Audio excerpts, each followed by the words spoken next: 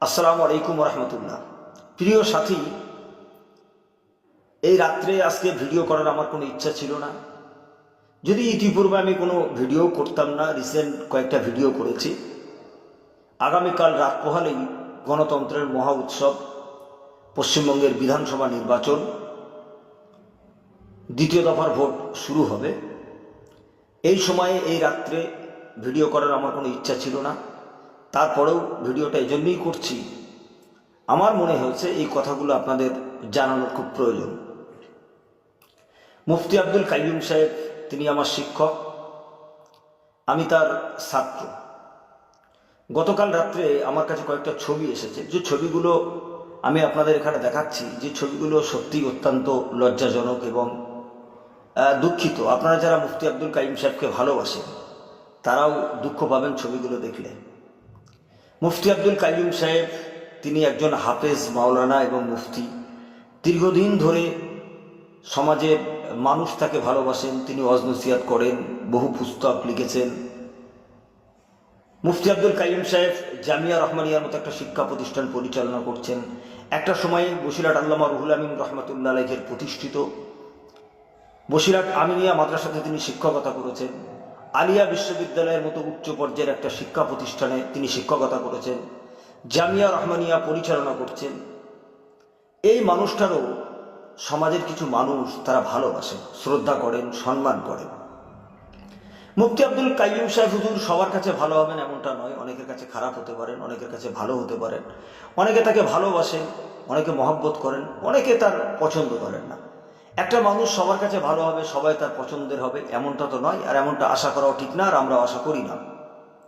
কিন্তু মুফতি আব্দুল কাইয়ুম সাহেবের কিছু ছবি এআই দিয়ে যেভাবে নোংরামি করা হয়েছে, এটা অত্যন্ত দুঃখজনক এবং অত্যন্ত দুঃখের। গতকাল রাত্রে যখন ছবিগুলো আমার কাছে এসেছে, ছবিগুলো দেখে আমিও খুব অবাক হয়েছি যে মানুষ এত নিচে নামতে পারে, মানুষ এত ছোট হতে পারে। মাতিন সাহেব রাজনীতিতে এসেছেন মাত্র 1 মাস হয়েছে। মাতিন সাহেবের রাজনীতির সঙ্গে কাইয়ুম সাহেবের রাজনীতির কোনো সম্পর্ক নেই। কাইয়ুম সাহেব হুজুর তিনি তার শিক্ষা প্রতিষ্ঠান জামিয়া রহমানিয়া, ওয়াজ নসিহত, এই সমস্ত কাজকাম নিয়ে তিনি ব্যস্ত। রাজনীতির সঙ্গে তার কোনো সম্পর্ক নেই। তিনি বলেননি যে কোনো রাজনৈতিক দলকে ভোট দেওয়ার কথা, কোনো রাজনৈতিক দলকে ভোট দিতে হবে একথাও বলেননি, কাউকে ভোট দিতে হবে না একথাও তিনি কোথাও বলেননি। তার ভাই মাতিন সাহেব রাজনীতিতে এসেছেন।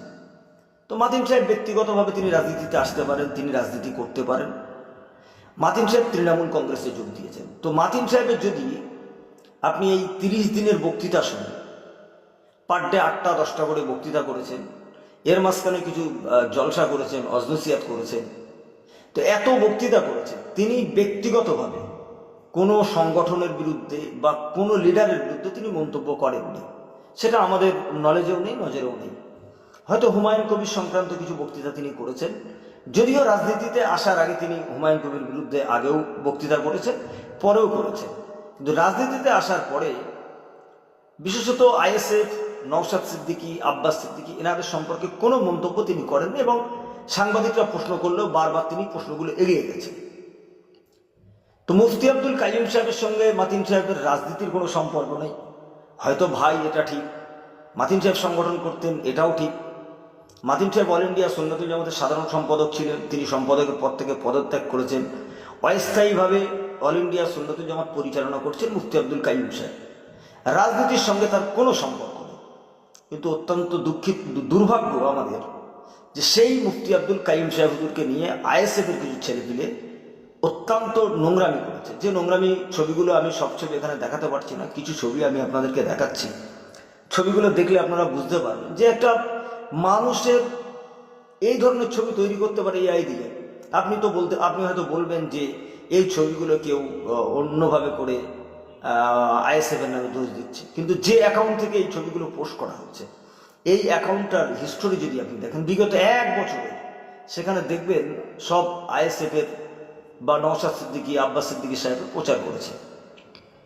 তিনি যার ভালো লাগে তার প্রচার তো করতেই পারেন, কিন্তু মুফতি আব্দুল কাইয়ুম সাহেবের যে ধরনের ছবিতে এসে তৈরি করেছে এবং সোশ্যাল মিডিয়াতে আপলোড করেছে, এই ছবিগুলো অত্যন্ত দুঃখজনক। এই ছবিগুলো দেখলে আপনি অবাক হবেন যে এরা কারা।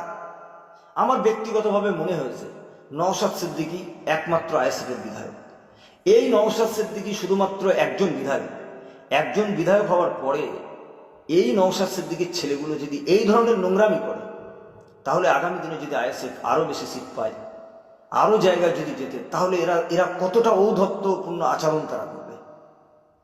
যে মানুষটার সঙ্গে রাজনীতির কোনো সম্পর্ক নেই, তারপরেও তো যদি আপনি তার বয়সের দিকে তাকান, মুফতি আব্দুল কাইম সাহেবের 60+ বয়স, একজন 60 ঊর্ধ্ব মানুষ সম্পর্কে মানুষের ছবি এইভাবে মানুষ বিকৃতি করতে পারে।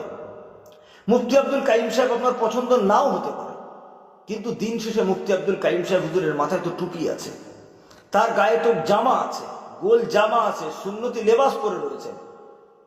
তার ছবিগুলো আপনি এইভাবে বিকৃতি করতে আপনাদের লজ্জা লাগেনি?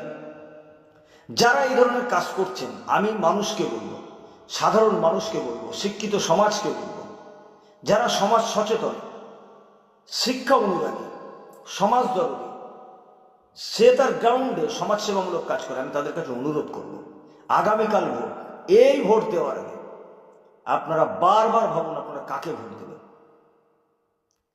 যদি এই সমস্ত ছেলেগুলো সংশোধন না হয়, এদের যে ঔদ্ধত্যপূর্ণ আচরণ, আগামী দিনে যদি আইএসএফ এই বাংলাতে 4টে 5টা 6টা সিট পায়, তাহলে এরা কোথায় যেয়ে পৌঁছাবে? এদের আচরণ আরো কত জঘন্য হবে। মুফতি আব্দুল কাইম সাহেবের ছবি বিকৃতি করে শুধু মুফতি আব্দুল কাইম সাহেবকে অপমান করেনি, রাসূলুল্লাহ সুন্নতকে অপমান করেছে, এরা দাড়ি টুপিকে অপমান করেছে। এরা তো মুসলিম, আমি অন্য সম্প্রদায়ের কথা ছেড়েই দিলাম। একজন মুসলিম এইভাবে মানুষের ছবি বিকৃতি করতে পারে? সকলে ভালো থাকবেন, সুস্থ থাকবেন। আগামীকাল গণতন্ত্রের মহা উৎসব, ভোট দেওয়ার আগে, আপনার মূল্যবান ভোটটা দেওয়ার আগে বারবার ভাববেন আপনি কাকে ভোট দিচ্ছেন। আর যারা এই ধরনের কাজ করছে সোশ্যাল মিডিয়াতে, তাদের আইডি তো আমাদের কাছে আছে। আমি গতকাল বসিরহাট সাইবার ক্রাইম থানায় ইমেল করেছি, সাইবার ক্রাইম থানার সঙ্গে আমার কথাও হয়েছে। এই নির্বাচন নিয়ে তারা খুব ব্যস্ত আছে এবং চাপে আছে। নির্বাচন পার হয়ে গেলে আমি আশা করছি প্রশাসন এই ব্যাপারে ব্যবস্থা নেবে। তো যে সমস্ত ছোট ছোট ভাই, যাদের বয়স খুব কম, যারা ছোট, যারা এই ধরনের ভিডিও করছেন, ছবি তৈরি করছেন, এআই দিয়ে নোংরামি করছেন, পুলিশ আপনার বাড়িতে এসে কড়া নাড়া দেবেই দেবে। সেটা আজ না হয় কাল, কাল নয় পরশু পুলিশ আপনাকে তুলবে। মুফতি আব্দুল কাইম সাহেব যদি মানহানি মামলা করে, তাহলে আপনার উপায় কি হবে একবার ভাবুন। আজকে যার জন্য এই সমস্ত কাজ করছেন, সেদিন সে আপনার পাশে থাকবে তো? কারণ আমি জানি আপনার এই সমস্ত ছবি করার জন্য আব্বাস সিদ্দিকী, নওশাদ সিদ্দিকী আপনার উদ্বুদ্ধ করিনি। আপনি অধিক পরিমাণ ভালোবাসা দেখাতে যে এই ধরনের নোংরামি করছেন, সে যেদিন আপনাকে পুলিশ তুলে নিয়ে যাবে, সেদিন আপনার পরিবার অসহায় হবে, আপনার পাশে কেউ থাকবে না।